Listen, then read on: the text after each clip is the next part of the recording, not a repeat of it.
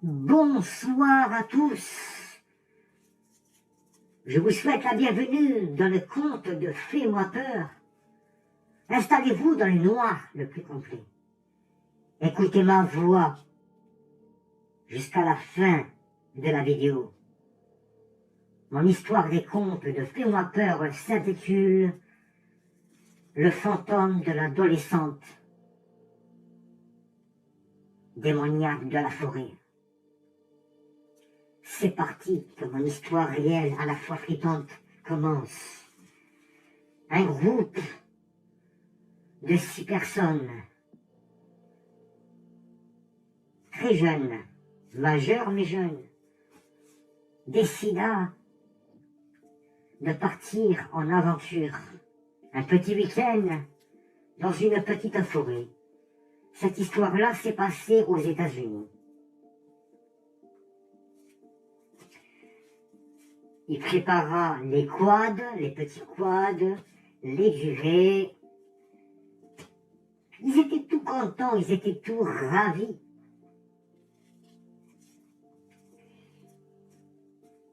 Il parta tranquille, tout content, avec le cœur joyeux. En plus, ils avaient amené même un petit chien. Bref, ils ont fait plus de 15 kilomètres. Ils sont allés dans le cœur des bois. Et ils arrivent dans un petit coin, dans la forêt. À peu près, ça va. C'était joli, mais ils étaient vraiment dans le cœur de la forêt.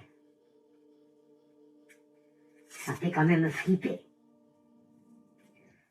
Bref. Ils installent leur petit campement, ils font les petites grillades, tout se passe bien, ils sont tous heureux comme tout. Et il décida tout simplement marcher un petit peu. Pas les 6. 3 personnes, juste pour digérer, se dégourdir un peu les jambes.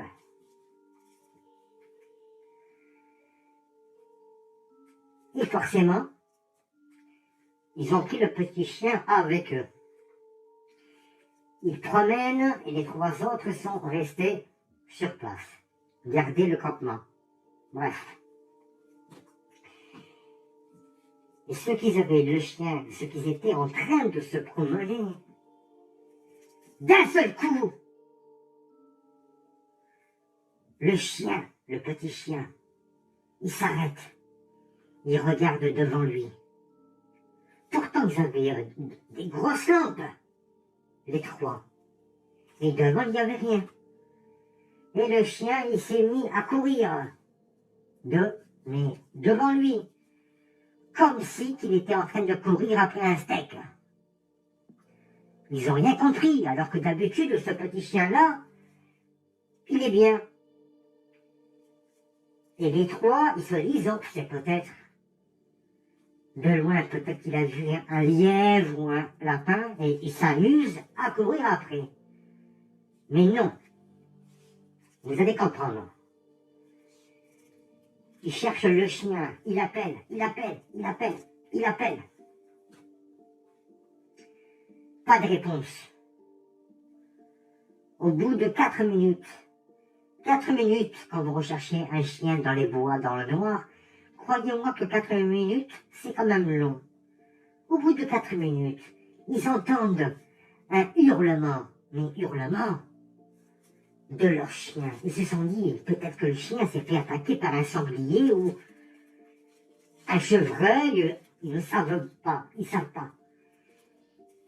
Ils courent vers le hurlement. Et le chien, que vous me croyez ou pas, ils l'ont retrouvé dans la forêt.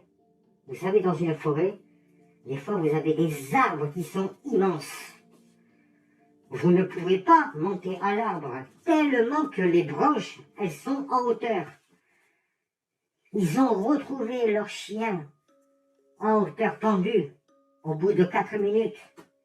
4 minutes. Moi, pour moi, je dirais 5. Mais ils se posent des questions. Ils avaient les larmes aux yeux. Qui a fait ça?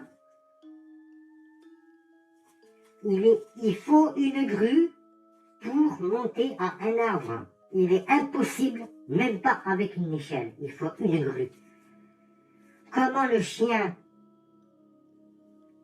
il est arrivé en haut de l'arbre, tendu. Et d'où sortait la corde? Mystère, tout ça, ils commençaient à se poser des questions. Ça leur trottait dans leur tête. Ils faisaient demi-tour, rentrent au campement et expliquent la situation aux 3 personnes qui sont restées sur place dans le campement. Ils se disent, mais c'est pas possible, c'est pas possible, c'est assez. Venez voir, venez voir. Bref, ils sont tous allés, les 6. Ils ne voulaient pas se séparer. Ils vont voir, ils voient leur pauvre chien pendu d'une hauteur incroyable. Incroyable. C'est pas possible qu'un être humain a pu faire ça.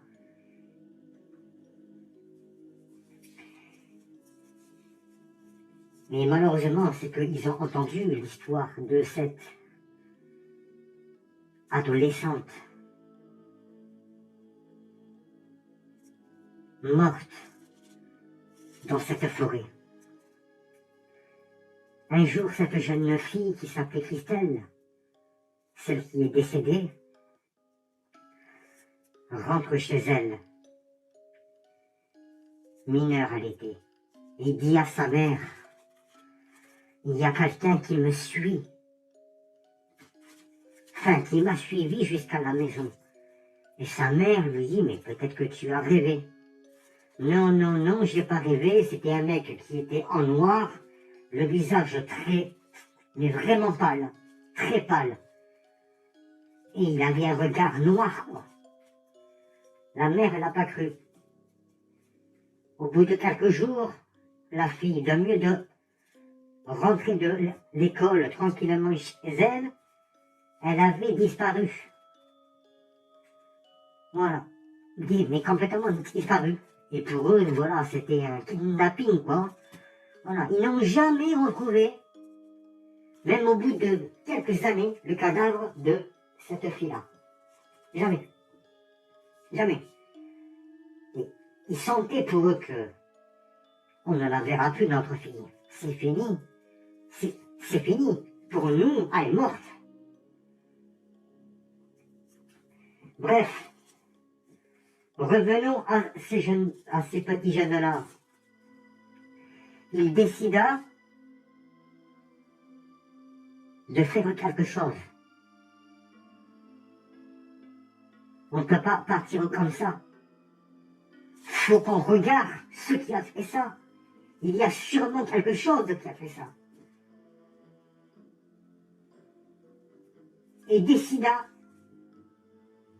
3 d'un côté, 3 à gauche, et dans 10 minutes, on se rejoint ici. Si on n'a rien trouvé, on prend les clics et les claques, on se casse.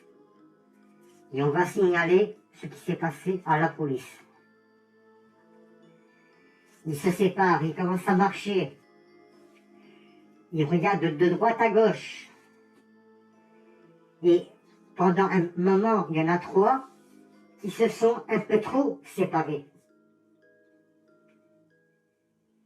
Un adolescent, il a commencé à hurler la mort, de loin. Ils étaient en panique, les 2 personnes qui étaient avec la 3e. Ils le cherchent, ils le cherchent. Ils entendent les hurlements de plus en plus. Au bout de quelques minutes, quand ils sont arrivés, ils ont vu leur meilleur ami, pareil, à un arbre tendu. Voilà, ça pleurait et ça criait. Ils sont devenus fous. Qu'est-ce qui se passe? Vite, qu'est-ce qui se passe? C'est une blague. Qu'est-ce qu'il y a, c'est... Oh, qu'est-ce qui se passe? Ils se posaient des questions. Putain, ils étaient en pleurs. Leur ami qui était tendu. En premier, c'était le chien. Viens, on va prévenir les 3 autres. Il faut qu'une personne parte chercher de la police. Mais malheureusement, c'est que quand ils ont retrouvé les autres, normalement, ils devraient censés être 3. Un qui était pendu à l'arbre, donc il en restait 2. Ils vont chercher les 3 autres, ils en retrouvent 2. Ils commencent à leur dire, mais où est Dylan? Où est-il? On était en train de marcher tranquillement. Et le moment où on se retourne pour parler à Dylan, il n'était plus derrière nous. Alors qu'on entendait les bruits de ses pas. On savait bien qu'il était derrière nous.